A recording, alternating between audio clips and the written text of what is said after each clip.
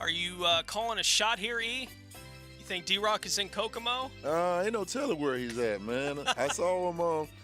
He had some like a Hawaiian plaid shirt on. His shirt was unbuttoned, so ain't no telling what island DiRoc is on. We can ask. We are joined by Mike DiRocco, who covers the Jaguars for ESPN, the beat writer for them over there. What's going on, DiRoc?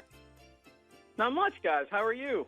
Doing well. I know you got a couple of things up that I wanted to ask you about. We've been discussing the Fred Taylor article throughout the show already this morning, so we'll start there.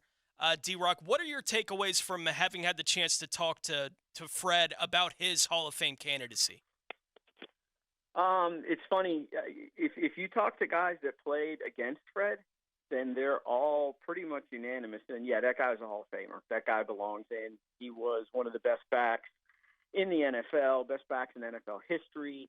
But if you talk to the voters, I get the sense of maybe Fred's problem is well, I wouldn't say problem, but the issue with the candidacy is, one Pro Bowl, which he only got into because of a injury pullout, I think Willie Parker, of the Steelers, didn't make an all-pro team, didn't make an all-decade team. And the big issue with that, obviously, is that, he played at a time when there were a lot of great backs. I mean, LT and Edger and James, and it was the end of, Emmett's career a little bit as well. And then you look at, Jerome Bettis was playing around that time, the end of his career, also Priest Holmes. Who else am I missing? Corey Dillon, Ricky Waters, that kind. I mean, so there were so many good backs around that time that he sort of kind of got, pushed to the back. So I just I don't know if he's ever going to get in. To be honest with you, I don't have a feel either way. But it just seems like just talking with those voters and also talking with someone who's on that senior committee. It might never happen, unfortunately, for Fred, which is a shame because he certainly has the credentials to be in there. And those of us that watched him play around here know just how darn good that guy was. How much emphasis, and I know it was part of the article that you had, DiRoc, but how much emphasis do you think is put on players that are eligible for the Hall of Fame playing in or having won Super Bowls as far as their Hall of Fame process? And do you agree with whatever that weight is that specifically has been given in the process? There's no definitive list of this guy's got to have done X to get in the Hall of Fame. Obviously, that's sort of the way all those things are. Heisman Trophy voting is sort of the same way. But there are some voters that put that in high regard, that win a championship. I had one voter who, asked not to be identified just because his organization doesn't really want him talking about being a voter, was like, look, if he was so good, they would have won a championship. He would have elevated them to a championship. So there are some people that put a lot of weight on that. There are other people that put a lot of weight on those all-decade teams. And Fred's got a good point, too, when he talks about those all-decade teams. He's like, okay, wait, the 90s? I played 2 years in the 90s.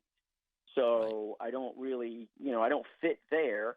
And then the 2000s, his career ended, 2010, and the last 2 years were in New England. So I didn't have as big of an impact for the voters of those all-decade teams at that point. But again, if you talk to the guys that played against them, they will tell you they were scared to death of Fred Taylor. They were scared that, it wasn't that he was going to go for 50. It was that he was going to go for 50, and then he was going to go for 40, and then he was going to go for 70. And the next thing you know, you're at 200 yards, and you're the Pittsburgh Steelers not being able to stop this guy. Mm-hmm. So, it's just so much.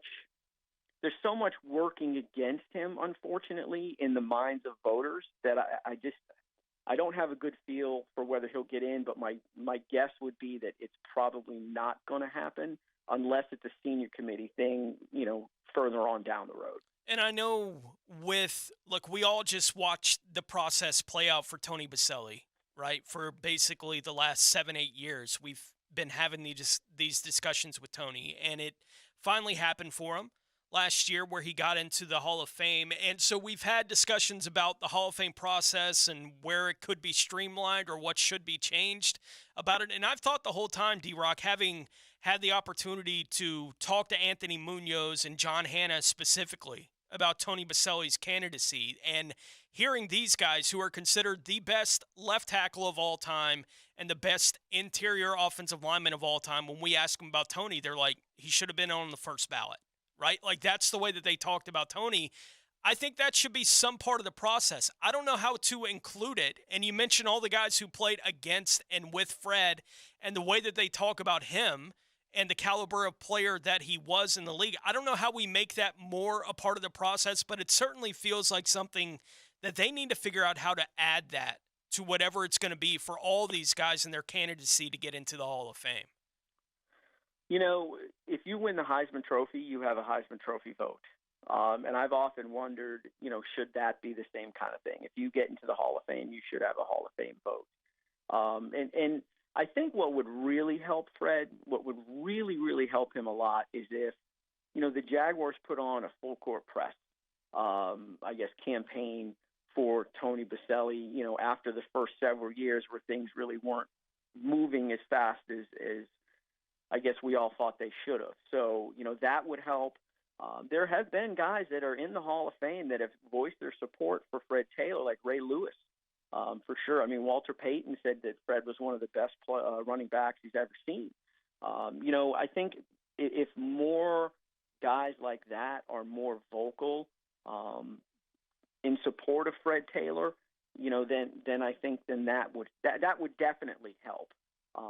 But you know, the issue again is, what do the voters listen to? I mean, if the voters really listened to Anthony Munoz and John Hanna, Tony Baselli would have been in 3 or 4 or 5 years before he got in. Yeah.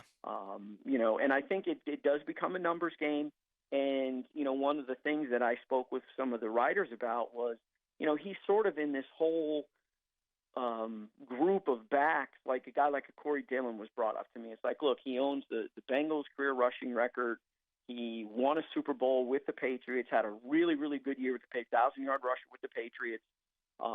You know, he's sort of playing for the Bengals is a little bit like playing for the Jags, and that they weren't a major market team, and you know, they were not very good for most, I think, of Corey Dillon's career. But you know, he did win that title, and that helped. But there are other backs in that era too that you know, if a LaDainian Tomlinson, for example, comes out and goes, look, I was really good, but Fred Taylor was the full package. I mean, that guy was unbelievable. You know, if Corey Dillon comes out and says stuff like that, that would certainly help Fred. And you know, Fred is not shy about saying, hey, I should be in the Hall of Fame. And I don't fault him one bit for doing that.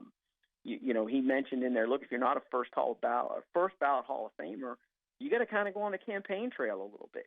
And, you know, hopefully this, you know, him speaking about it as much as he has, and maybe this story here will draw a little bit more attention to his candidacy, you know, at least maybe for a person here or two there, and maybe that could eventually make some sort of a difference. But it's going to be a while, I think. Yeah, we're all rooting for him, and I do feel like if he ever gets to the point where he's in the room being debated, that he'll get in. But it's going to be, I'm with you, D-Rock. I think it's going to be hard to get past all of the kind of obstacles that are in the way of that conversation happening, you know, soon Right. for Fred Taylor. But I don't think it's because the argument isn't good. It's because they're not going to hear the argument till he's down to the 10, and it's going to be hard to get him to the 10 with the way that these guys feel about all these different things. The not playing in a Super Bowl hurts him. The one Pro Bowl hurts him. The decade team stuff hurts him. I don't think it should hurt him nearly as much as the voters let it hurt him, but I'm not a voter, right? So I don't get to make the Right. decisions on those things, and they react very similarly to players of this kind of caliber being in this situation. They wait on this stuff all the time. And so I don't know what it's going to look like for Fred, but I do think if he ever gets in the room with the 10 that he'll be in, right? It's just a matter of getting him to that point, and that's not an easy thing to get done.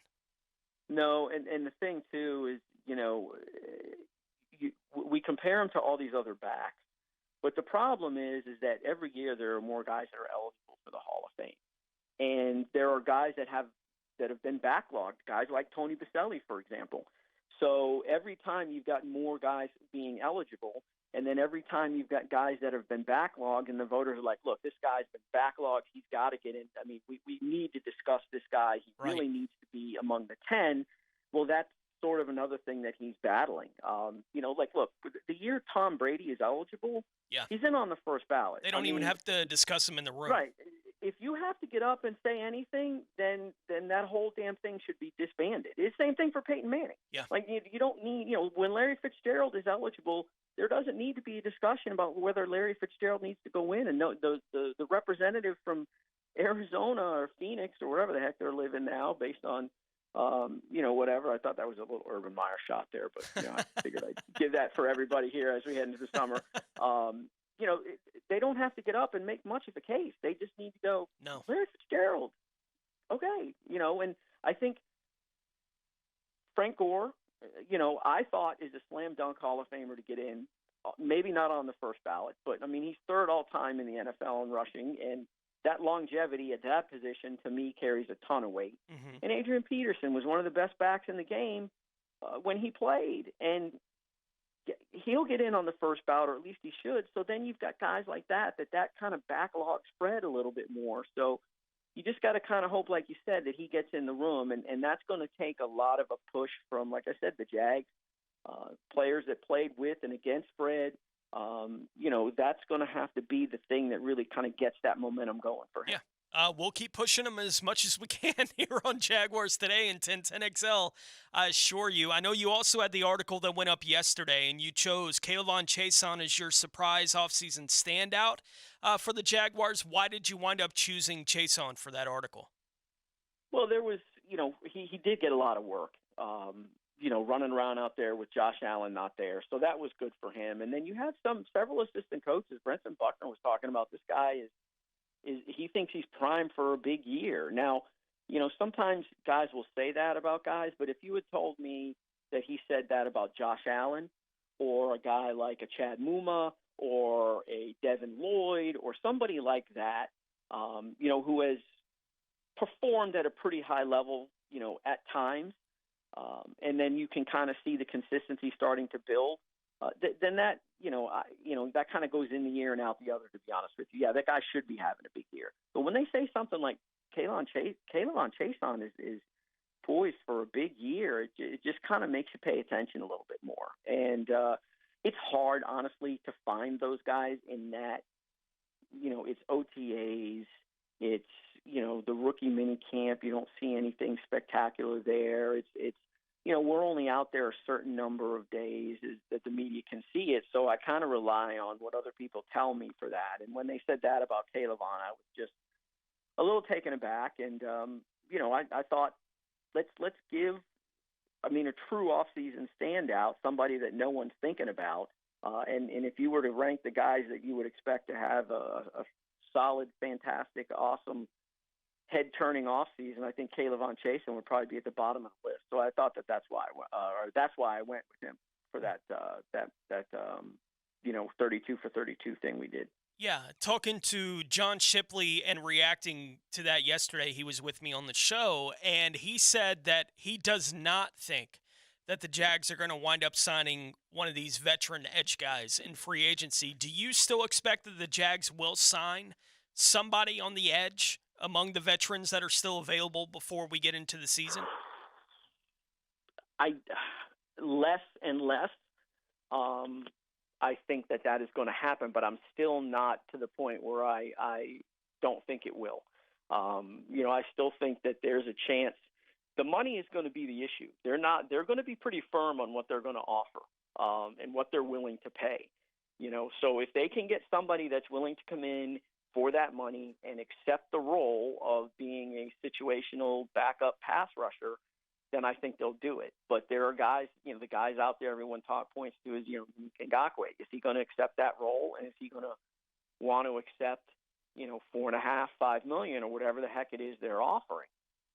And I don't know that those guys are at that point yet. Now, we still have, a little less than a month before training camp begins. Mm-hmm. And those guys that don't have jobs, that, as it gets closer to the start of camp, things kind of change. Your priorities change and your I guess, qualifications of what you're willing to accept change. So I'm not 100% with John on that, but I'm getting close. Assuming that they don't add to that group, what are your expectations for the Jaguars pass rush in 2023?